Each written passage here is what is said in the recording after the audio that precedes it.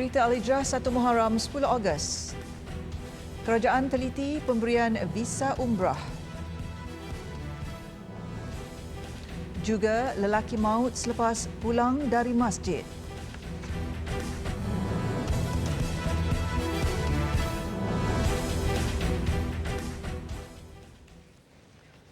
Bismillahirrahmanirrahim. Assalamualaikum warahmatullahi taala wabarakatuh. Berita Al-Hijrah malam ini bersama saya Aziza Arifin.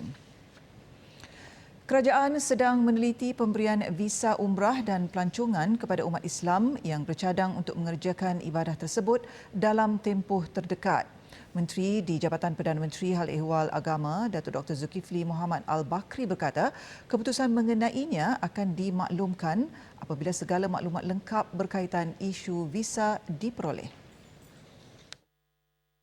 Kami sedang mengutip sebanyak mungkin maklumat demi maklumat.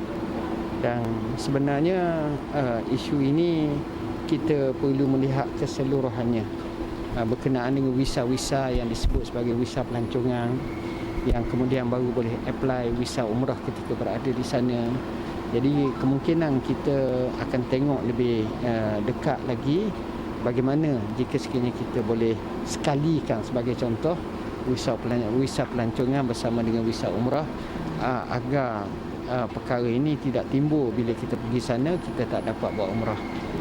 Beliau berkata demikian selepas Majlis Sumbangan Yadim di Musaadah Pahang 2021 di Masjid Sultan Abu Bakar, Janda Baik, Bentung. Menurut Datuk Dr. Zulkifli, berdasarkan syarat terdahulu, rakyat Malaysia perlu membuat visa umrah apabila berada di Arab Saudi.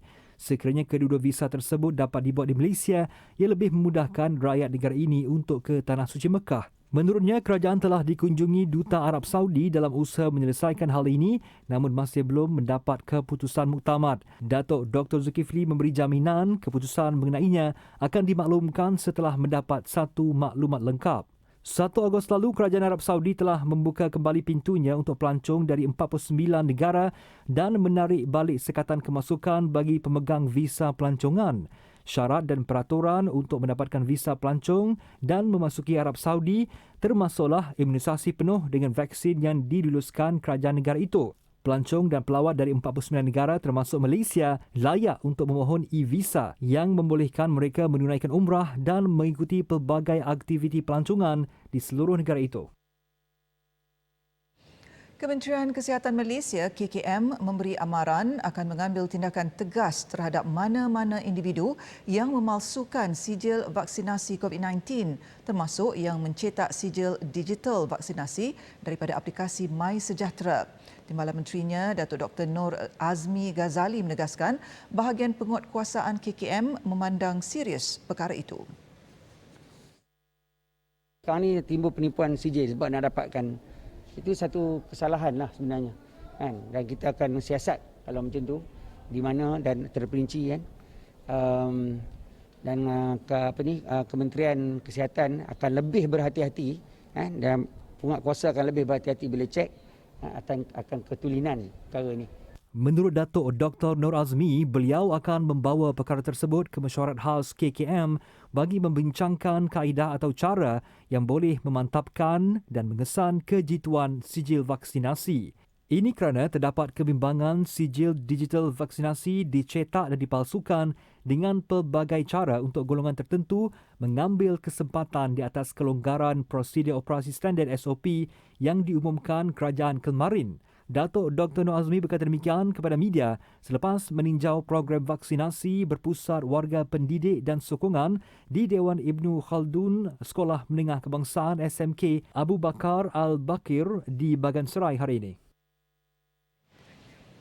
Dalam pada itu, tinjauan di Terengganu mendapati meskipun penerima lengkap dos vaksin COVID-19 dibenarkan untuk makan di kedai atau dine-in hari ini, namun rata-rata peniaga masih memilih untuk hanya menyediakan perkhidmatan bungkus makanan kepada pelanggan. Hal ini berikutan kes harian positif COVID-19 masih tinggi dan kebanyakan peniaga bimbang akan keselamatan kerana kebanyakan mereka masih belum menerima dos vaksin COVID-19 yang lengkap. Tinjauan Berita Al-Hijrah di Besut Terengganu mendapati rata-rata peniaga kedai makan masih belum bersedia untuk menerima pelanggan makan di dalam premis mereka. Menurut peniaga kedai makan Nur Zahanim Muhammad Rashid, 48 tahun, beliau hanya membuka 2 meja sahaja bagi menghadkan jumlah pelanggan di dalam kedainya dalam satu masa. Ikhlas saya cakap lah. Nak kata sepenuh saya buka, belum lagi dalam 50% macam itulah. Saya pun tak berani nak bagi lagi sebab saya pekerja belum divaksin lagi. Ada cek dululah kan. Ya, sebelum customer makan, saya akan pastikan dia orang cukup lengkap dos 2 dos lah. Maksudnya akan tak buka semua meja. Belum sebab tak berapa nak berani lagi lah. Masih takut lagi. Sementara itu, seorang lagi peniaga, Nur Hanisah Muhammad, 24 tahun berkata, walaupun gembira dengan kelonggaran yang diberikan, namun buat masa ini, beliau mengambil inisiatif hanya menyediakan perkhidmatan membungkus sahaja. Takutlah, moga COVID ni kan tak nampak. Jadi berbahaya jugalah untuk pelanggan-pelanggan apa, untuk customer apa. Tidak bersedia lagi. Tak buka lagi. Tidak bersedia lagi untuk dibuka lah. Makan di kedai. Kita digalakkan buku dulu. Sementara itu, seorang kaki tangan awam Muhammad Amri Abdul Ghani, 58 tahun, mengakui berasa teruja kerana dapat menikmati sarapan pagi di kedai hari ini. Alhamdulillah lah. Saya mari kedai ni, dia kata boleh makan sini dan tuan kedai pun cek dah. Kad saya tu memang boleh. Dia kata. Gembira. Alhamdulillah lah. Kerana kerajaan telah membenarkan lah, untuk makan di kedai ni. Harap kita sama-samalah jaga SOP lah. Perdana Menteri Tan Sri Muhyiddin Yassin dalam pengumuman khas Ahad lepas mengumumkan beberapa kelonggaran kepada penerima lengkap vaksin COVID-19 termasuk makan di dalam kedai atau dine-in. Namun, beliau menasihatkan orang ramai supaya hanya dine-in apabila perlu sahaja dan tidak meluangkan masa terlalu lama di dalam kedai. Peratusan pemberian vaksin kepada rakyat Perlis mampu mencapai 60% dalam masa 10 hari dalam usaha negeri itu mencapai fasa keempat Pelan Pemulihan Negara PPN. Pengerusi Pasukan Petugas Imunisasi COVID-19 CITF Negeri Perlis, Azman Muhammad Yusof berkata perkara itu mampu dicapai dengan syarat jumlah vaksin yang diperuntukkan kepada negeri itu tidak dikurangkan oleh Kerajaan Persekutuan. Jelasnya untuk mencapai peratusan itu, pihaknya mensasarkan 3,000 vaksin diberikan sehari. Justru Azman berharap peruntukan yang ada diberikan kepada Perlis tidak diubah kerana sekiranya diubah, ia akan merencatkan usaha untuk mencapai sasaran berkenaan. Bagi dos 1, berdasarkan penduduk 181,000 itu, kita telah mencapai kepada 67.72%. Manakala bagi dos kedua, Keseluruhan Perlis, 49.25%. Mana sikit lagi lah nak sampai ke dekat 60% tu. Beliau ditemui media ketika meninjau operasi pemvaksinan khas yang dilakukan secara walk-in kepada sebahagian penduduk Kuala Perlis hari ini. Sehingga semalam daripada 254,900 rakyat Perlis, seramai 89,255 orang atau 35.01% sudah lengkap 2 dos vaksin, manakala 122,719 orang atau 48.14% pula telah menerima 1 dos vaksin.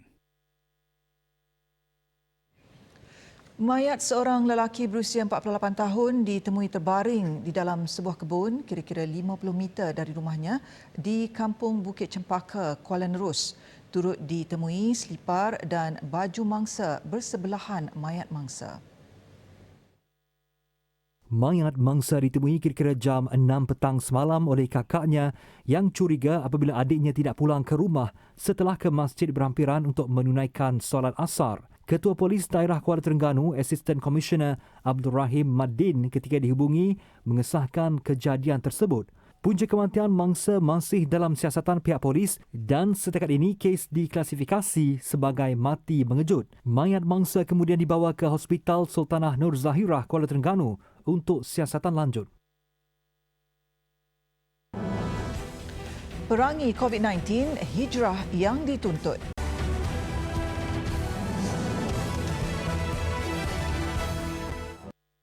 Alhamdulillah, bertemu kembali. Bekas Imam Besar Masjid Negara Tan Sri Syekh Ismail Mohamad diumumkan sebagai tokoh Ma'al Hijrah Peringkat Kebangsaan 1443 Hijrah 2021 Masihi. Sementara Setiausaha Agung Liga Dunia Syekh Dr. Muhammad Abdul Karim Al-Isa pula dinobatkan sebagai tokoh Ma'al Hijrah antarabangsa tahun ini. Tokoh Ma'al Hijrah disampaikan bersempena sambutan Ma'al Hijrah Peringkat Kebangsaan di Masjid Tuanku Mizan Zainal Abidin, Putrajaya malam semalam.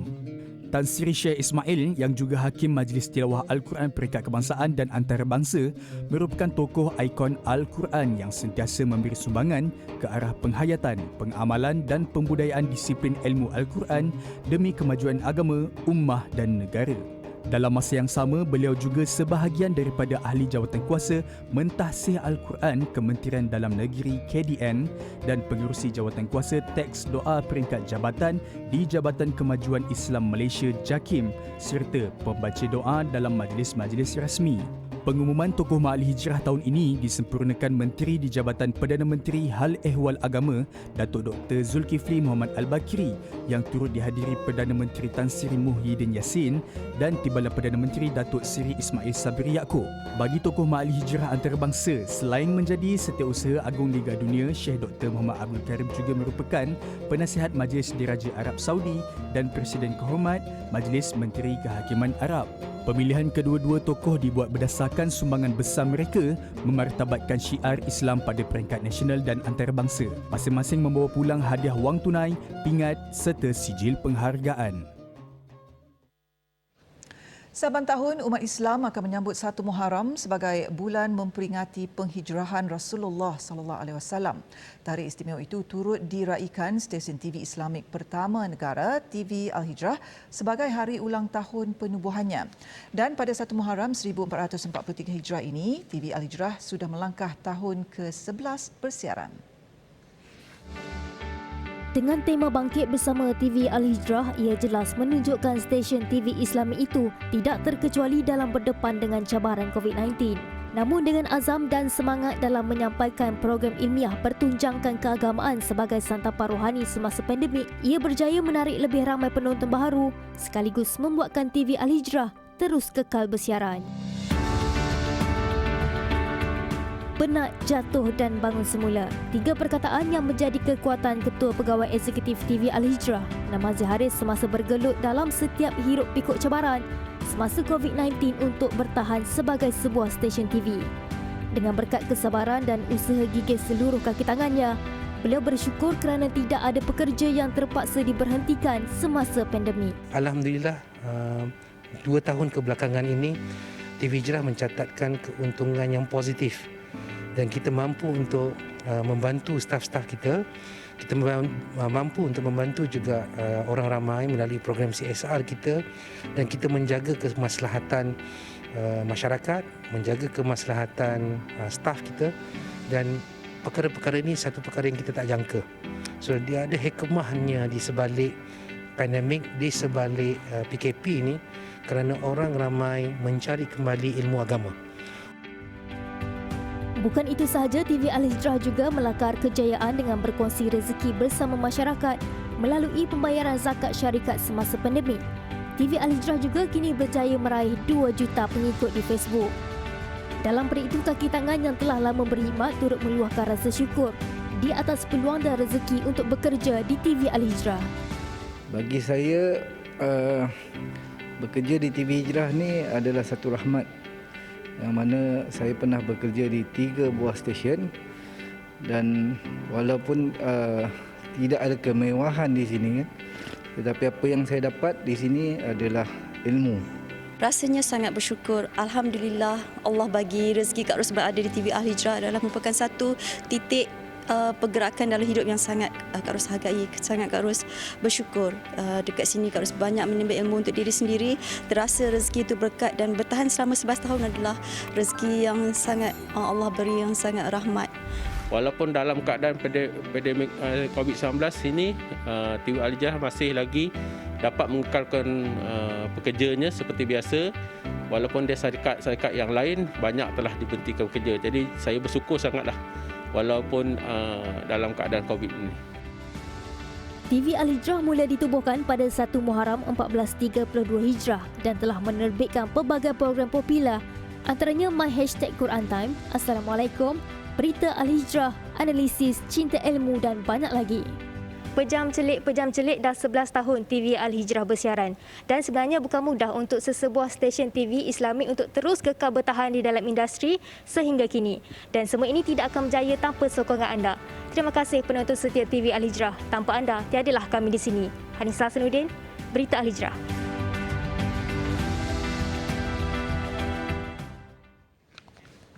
Sementara itu, Menteri di Jabatan Perdana Menteri, Datuk Dr. Zulkifli Mohamed Al-Bakri yakin sebagai sebuah stesen TV Islamik yang sudah mencapai usia 11 tahun, TV Al-Hijrah mampu memberikan fakta sahih dalam isu berkaitan agama. Ia sekaligus berperanan sebagai platform memerangi Islamofobia serta dakwah yang bertentangan agama di media sosial. TV Hijrah boleh memainkan peranan melalui maklumat-maklumat rasmi yang tepat yang disiarkan dan mungkin diinfografikkan serta diberi penjelasan dengan lebih baik, insya-Allah. Saya ambil contoh masalah vaksin TV Hijrah ke depan untuk menggalakkan supaya berlaku vaksinasi kepada khalayak masyarakat Malaysia. Alhamdulillah. Jelasnya, sebagai institusi media yang berpaksikan keagamaan, TV Al-Hijrah sentiasa bekerjasama dengan badan otoriti keagamaan lain seperti Jabatan Kemajuan Islam Malaysia JAKIM serta pejabat-pejabat mufti. Beliau berkata demikian selepas menyambut ulang tahun TV Al-Hijrah yang ke-11 pagi tadi. Datuk Dr. Zulkifli berharap agar TV Al-Hijrah sentiasa aktif dalam menerbitkan rancangan-rancangan keagamaan yang interaktif dan selari dengan peredaran zaman semasa. Memasuki tahun kedua dunia dilanda COVID-19, umat Islam dituntut untuk kekal melaksanakan langkah pencegahan sebagai antara jihad utama, termasuk mengambil suntikan vaksin. Pensyarah kanan fiqh fatwa Pusat Kajian Syariah Universiti Kebangsaan Malaysia UKM, Profesor Madya Datuk Dr. Muhammad Izzah Arif Muhammad Kashim berkata, norma baharu yang terpaksa kita lalui merupakan hijrah dan pengorbanan yang paling dituntut agama buat masa sekarang untuk memelihara kemaslahatan sejagat. Jangan sekali-kali putus asa kerana Allah Subhanahu Wa Taala uji kita nak lihat sejauh mana kita bersabar, sejauh mana kita dapat menghadapi COVID-19 ini, ujian yang Allah turunkan kepada semua manusia agar kita bermuhasabah dan bersabar di samping kita mencari jalan penyelesaian. InsyaAllah kita berusaha, selain daripada itu kita serahlah kepada Allah Subhanahu Wa Taala. Jelasnya dalam mendepani COVID-19, umat Islam tidak boleh hanya berserah dan bertawakal tanpa melakukan sebarang usaha. Langkah terbaik untuk mencegah penularan ialah dengan mengambil suntikan vaksin yang telah diperakui keberkesanannya. Ini merupakan usaha kerajaan dan ijtihad yang diambil ulama di negara ini khususnya dalam membendung pandemik ini secara tuntas. Jelasnya lagi, COVID-19 diturunkan oleh Allah untuk menguji keimanan hamba-Nya supaya kita bersabar dengan segala kepayahan. Beliau percaya dengan mengambil langkah yang selari dengan maqasid syariah, usaha mengekang COVID-19 akan berjaya suatu hari nanti. Sementara itu, katanya segala persepsi tidak benar berkaitan vaksin dan COVID-19 perlu dihentikan segera dan berpandukan kepada ilmu dan fakta. Dalam situasi COVID-19, norma baru dan langkah pencegahan pandemik merupakan antara jihad dan pengorbanan yang dituntut oleh agama buat masa ini. Justru dengan usaha dan tawakal kepada Allah, insya-Allah Allah pasti bersama kita. Salam Al-Hijrah daripada saya, Abdul Hakim Hassan, untuk Berita Al-Hijrah.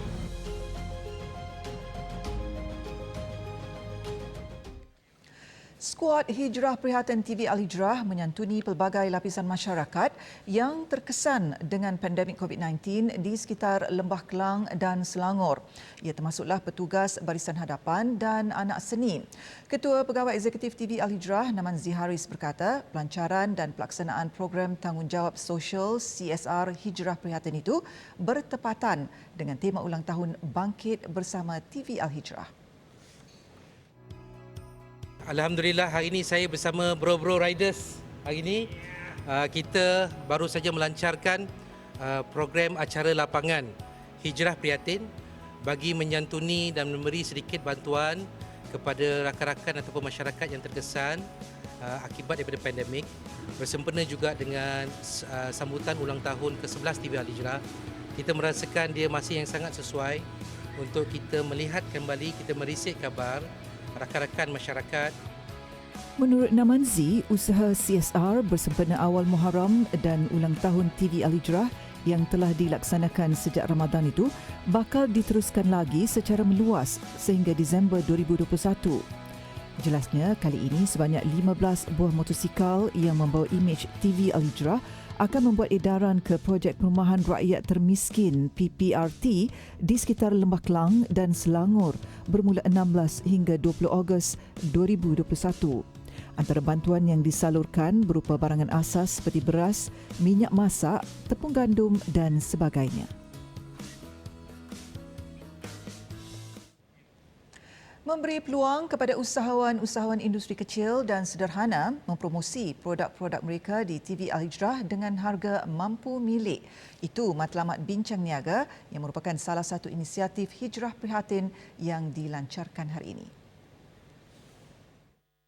Bincang Niaga adalah satu inisiatif daripada TV Hijrah, salah satu usaha kita untuk menyantun ataupun memberi peluang kepada usahawan kita yang di luar sana, usahawan bermitra Islam, SME yang terdiri daripada golongan industri kecil dan sederhana. Jadi ini salah satu daripada inisiatif Hijrah Prihatin, iaitu satu program CSR TV Hijrah yang kita perkenalkan sejak awal tahun bagi menyantuni golongan-golongan yang terkesan dengan pandemik.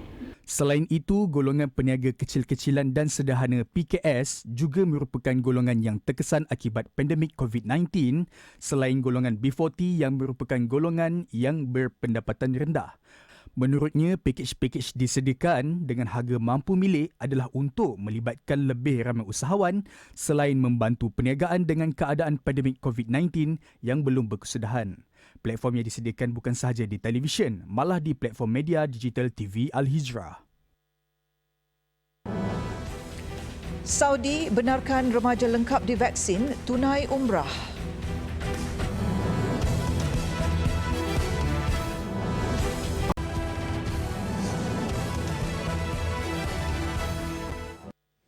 Alhamdulillah, bertemu kembali. Kita ke laporan luar negara. Remaja berusia 12 hingga 18 tahun di Arab Saudi yang sudah menerima 2 dos vaksin akan dibenarkan memperoleh permit umrah. Perkara itu disahkan Kementerian Haji dan Umrah negara itu selepas merasmikan musim umrah 2021 hari ini.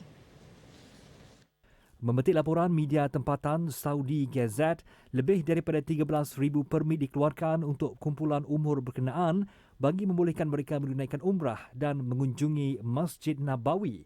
Menurut Timbalan Menteri Haji dan Umrah Arab Saudi, Dr. Abdul Fattah Sulaiman Mashat, permit umrah itu dikeluarkan menerusi 2 aplikasi iaitu Ikmarna dan Tawakkalna. Tambah beliau lagi, pihaknya bekerjasama dengan pihak berkuasa lain bagi mewujudkan mekanisme yang eksekutif dan persekitaran yang selamat untuk jemaah sebelum melaksanakan musim umrah tahun ini. Dalam hal itu, Dr. Abdul Fattah menegaskan semua prosedur kesihatan berkenaan wajib dipatuhi bagi memastikan keselamatan jemaah dan pekerja serta mencegah penyebaran COVID-19 dan varian-varian baru yang semakin mengganas. Presiden Haramain yang juga badan tertinggi hal ehwal 2 Masjid Suci, Sheikh Abdul Rahman Al-Sudais melakukan rombakan dalam pentadbiran organisasi itu. Terbaru, beliau melantik 2 wanita sebagai penolong Presiden yang mengendalikan beberapa portfolio penting. 2 nama yang tersenarai adalah Dr. Fatimah Zaid Al-Rashid yang berperanan sebagai pembantu Presiden untuk hal ehwal wanita yang juga merangkap penasihat Presiden, manakala seorang lagi adalah Dr. Al-Unud Khalid Al-Abud pula dilantik sebagai pembantu Presiden untuk pembangunan hal ehwal wanita. Pelantikan itu dibuat sebagai langkah memperkasa peranan wanita yang semakin dipandang tinggi di Arab Saudi. As-Sudais turut melantik 20 wanita terdiri daripada pemegang ijazah sarjana dan pemegang ijazah kedoktoran untuk menjawat jawatan penting bagi membantu pentadbiran Presiden. Pelantikan lebih ramai individu wanita itu merupakan sejarah baharu buat Arab Saudi. Pelantikan wanita untuk jawatan kanan di institusi pentadbiran juga seiring wawasan Arab Saudi 2030 dalam memberi peluang kepada wanita berkhidmat kepada pelawat dan jemaah, khususnya di masjid-masjid suci. Bincang Niaga Bangkit bersama TV Al-Hijrah kembali lagi. Kami sediakan ruang promosi produk dan perkhidmatan anda dengan pakej mampu milik agar anda kekal bersaing dengan berani. Slot adalah terhad. Rebutlah peluang bermula hari ini bersama Bincang Niaga Bangkit bersama TV Al-Hijrah. Kekalkan perniagaan, terus bina keyakinan pelanggan. Daftar sekarang di laman web tertera atau hubungi nombor media strategis TV Al-Hijrah untuk keterangan lanjut.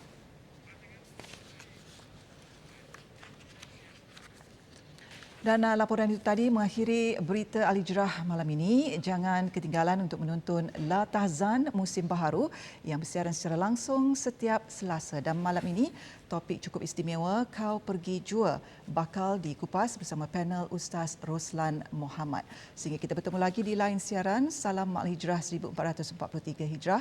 Saya Azhar Arifin. Assalamualaikum warahmatullahi taala wabarakatuh dan selamat malam.